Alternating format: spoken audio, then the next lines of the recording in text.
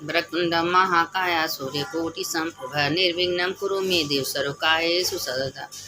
मंगलम भगवान विष्णु मंगलम गरुड़ध्वज मंगलम पुंडरीकाक्ष मंगलाय तनो हरि। शंकर शंकर हर हर शंकर शंकर शंकर जय जय शंकर। मंगल भवने मंगल हारी उमा जपते ही त्रिपुरारी। देखिए, सावन महीना में शिव पुराण का कथा रोज सुनना चाहिए। अभी सावन महात्म का, सावन महीने का कथा आप लोग को डाल रहे हैं, आप लोग सुन लीजिए। सावन महीने में शिव पुराण का पार्थिव पूजा करना, कथा सुनना, मंदिर जाना, शिव जी के बेलपत्र चढ़ना बहुत बड़ा महत्व है। बेले के पेड़ में पूजा करना, बेले के पेड़ में 33 करोड़ देवी देवता का वास होता है। तो इसीलिए सावन महीने में हर एक दिन, हर एक क्षण महत्व का चीज है। तो जो पार्थेश्वर महादेव बना के सावन महीना में पूजा करता है, उनका अभिषेक करता है, उनको पंचामृत से स्नान कराता है, उसके समस्त पाप नष्ट हो जाते हैं। अब पार्वती माता कैलाश पर बैठी थी, भोलेनाथ नंदी को बुलाए, बैठ के चल दिए, कहें चलो। अब घूमते घूमते पूरे देश में भ्रमण करते हैं। रोज प्रदोष काल में नंदी को बुलाते हैं, पार्वती को बिठाते हैं, चल देते हैं। तो कहते हैं कि जो 1000 ओम नमः शिवाय जप करेगा, वो उसका महत्व जो 10,000 रोज जप करता है वह शिवलिंग में वास करता है।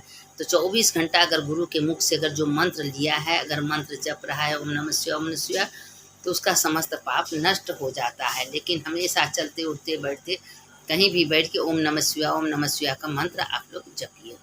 मंत्र जो जितना जपेंगे उतने शिवलोक में वास मिलेगा, शिवलोक खुश होते हैं।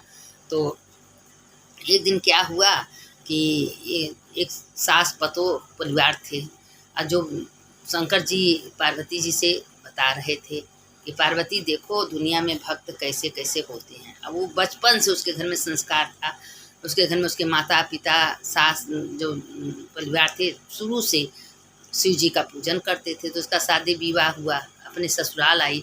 जब ससुराल आई तो उसको शिव जी का पूजन करना था। तो अपने सास से जेठान से कही कि मम्मी हमको शिव मंदिर में जाना है, सावन महीना चल रहा है, सावन महीना में हम जल चढ़ाते हैं, पूजा करते हैं, बेलपत्ती चढ़ाते हैं। तो उसने कही कि नहीं, तुम्हें अपने मन कहोगे, तुमको नहीं जाना है। तो कहे मम्मी सावन महीना में बहुत बड़ा महत्व होता है। अब उसका मन एकदम छटरा रहा है। तो उनकी सास कहे अच्छा जाओ, तुम्हारा मन है, जल्दी से पूजा करके चल आना। अब थरिया में पूजा का सामान लेके जब मंदिर में जाने लगी तो एक नाग देवता बड़े से निकले। अब नाग देवता निकले, नाग देवता आगे आगे जा रहे हैं और पीछे देख रहे तो गांव भर कहीं कोई शिव जी का मंदिर नहीं था।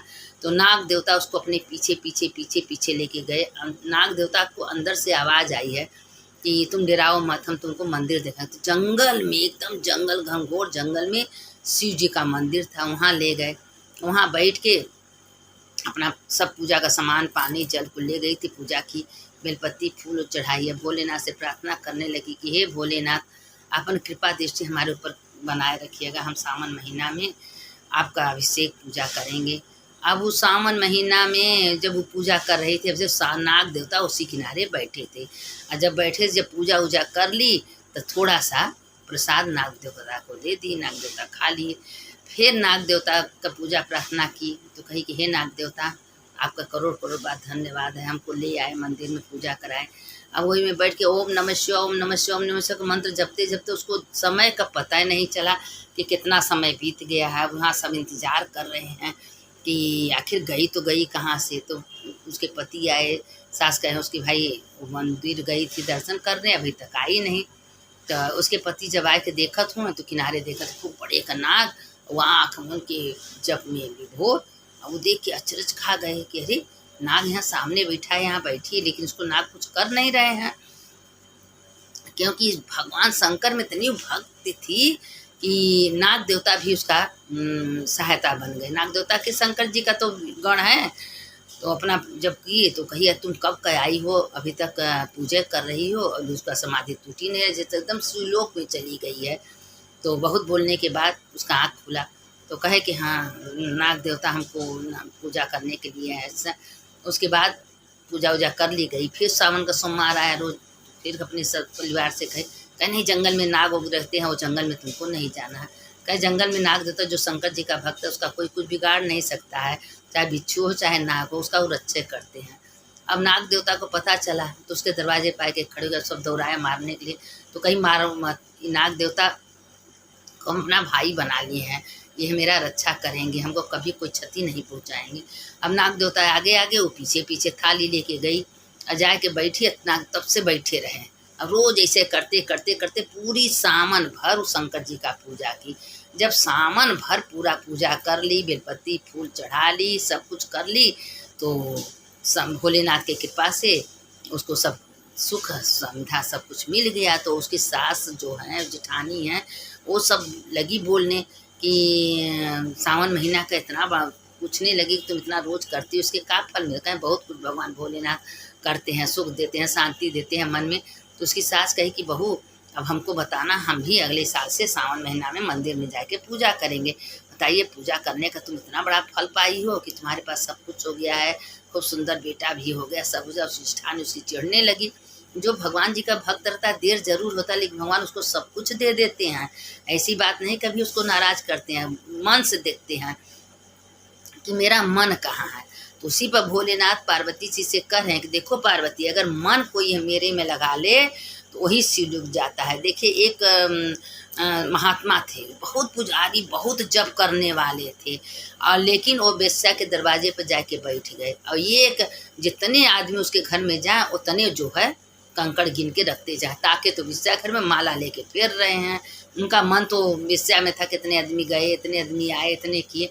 और जो वेश्या था उसका मन था महात्मा में। देखिए, महात्मा हमारे दरवाजे पर बैठ के जप कर रहे हैं, पूजा कर रहे हैं, उन्हीं के सामने से लोग आ रहे हैं, जा रहे हैं। वो वेश्या का मन महात्मा में आ गया और महात्मा का मन वेश्या में चला गया। तो दोनों का जब कुछ दिन के बाद हुआ तो महात्मा जो है उसके घर गए, तो उसको एक आम दिए, कहें आम तुम रखे रहना, 1 महीना बाद हम ले जाए। कहें 1 महीना बाद आम सही रहेगा? तो कहें कि देखें, तो गई, कहे मेरा आम दो, तो आम दमगल पुत्र के जरूरत कहाँ से। देखिए, यही तरह ये शरीर है। यह शरीर जब पेट में बच्चा आते हैं, पैदा होते हैं, बड़ा होते हैं, कितना कितना सुंदर होते हैं, धीरे धीरे धीरे धीरे आम जैसे शरीर गल जाता है। एक दिन शिव हुई, शरीर का कोई मन है, इसमें ये सोचना चाहिए कि मेरा कुछ भी नहीं है, सब कुछ शिव जी का है। शिव जी हमको खाने के दिए हैं, रहने के दिए रहे हैं, हमको चला रहे हैं, डुला रहे हैं। हे भगवान, आपका बहुत बहुत धन्यवाद, करोड़ों करोड़ों बार धन्यवाद। शिव जी का आराधना करना चाहिए। तो कहा इसीलिए शरीर, तब वो वेश्या के दिमाग में घुस गया कि वास्तव में महात्मा तो सही कहे हैं कि आज ये शरीर है, कल नहीं रहेगा, मेरा कर्म कितना बुरा है। अब वो अपना जब भगवान का नाम लेते कि जब साधु जो थे, जो मरे तो नरक में, जो कहें कि तुम जप नहीं कर दे, तुम्हारा दिमाग वेश्या में, तो उसके पास कितना आदमी जा रहे हैं, आ रहे हैं, क्या करें, उसको रो रो नरक हुआ, और जो वेश्या थी उसको स्वर्ग मिला। तो देखिए, आँख से भी कितना बड़ा पाप होता है। अगर कोई पाप कर रहा है, अगर आपका नहीं सुन रहा है, तो आप अपनी आँख मूंद लीजिए, मत देखिए पाप कर्म, लेकिन 24 घंटा अच्छा बात देखिए, अच्छा संस्कार देखिए, कथा सुनिए, सत्संग सुनिए। कहते हैं कि शिव पुराण का आधा श्लोक, आधा घड़ी अगर किसी के कान में पड़ जाता है तो उसकी मुक्ति हो जाती है।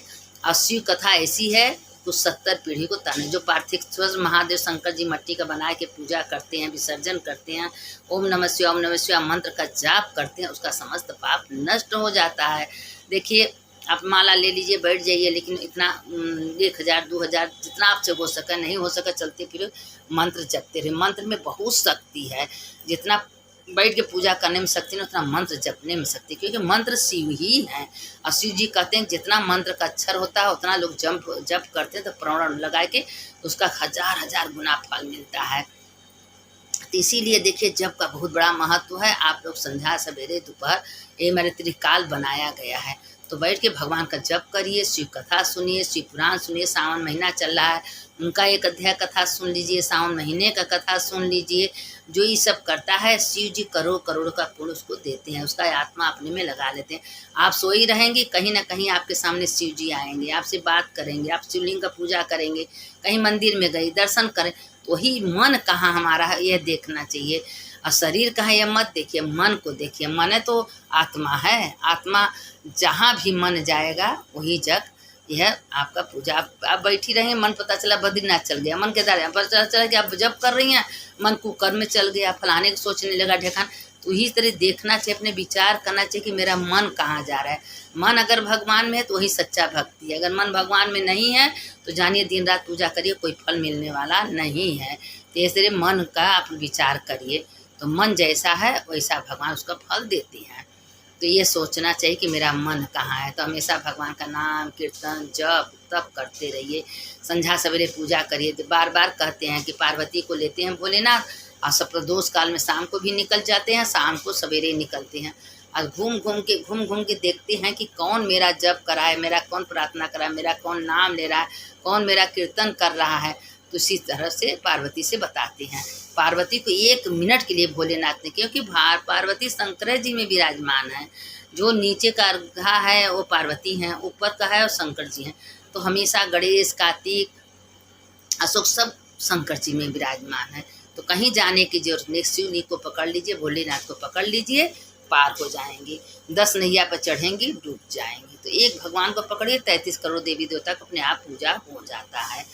तो जो इस कथा को सुनता है उसका समस्त पाप नष्ट हो जाता है, जो सुनाता है उसका भी नष्ट हो जाता है। अब ये थोड़ा थोड़ा कथा हम आप लोग को भेज रहे हैं, आप इतने सुन लीजिए, सबका कल्याण हो जाएगा। शंकर शंकर हर हर शंकर शंकर शंकर जय जय शंकर, मंगल भवन मंगल हारी उमा जपते हेतु पुरारी, मंगलम भगवान विष्णु मंगलम गरुड़ध्वजा मंगलम पुंडरीकाक्षय मंगलाय तनो हरि। हर हर महादेव, घर घर महादेव। सुनने वाले की जय, सुनाने वाले की जय।